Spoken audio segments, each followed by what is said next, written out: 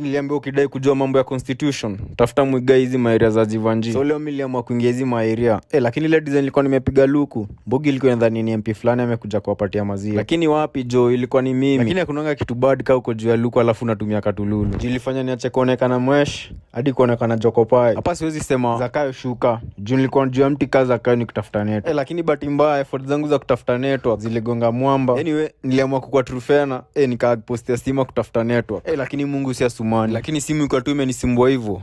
Sijui niseme kibati mbaya ama kibati mzuri. Mori wangu akapita. Mori akanigotea na kaniuliza kani nimesikia story ya bomba. Nikamuonyesha wapi jo. Mimi hadi tenje yenyewe sina. Nikabaki amenionyesha twende hivi. Mimi nikajua bas, hapa naenda kutolea fomu ya Kiroma. Kwa sababu hiyo swali liko napiga. Kwanza kama kunishika ma ice cream. Mwendo aste tukipiga tu stories za bomba. Mimi nabaki nikijiuliza, kwani hoteli atufiki? Tu mwendo harakati. Kama kuniingiza hapa Baza Plaza. Nikajua bas, hapa ni masaa tu ndio imefanya tusifike kwa hoteli. My surprise all along, jamaa alikuwa ananileta kwa duka ya matenje badala ya kunipeleka hoteli. Mimi baki nikishindwa.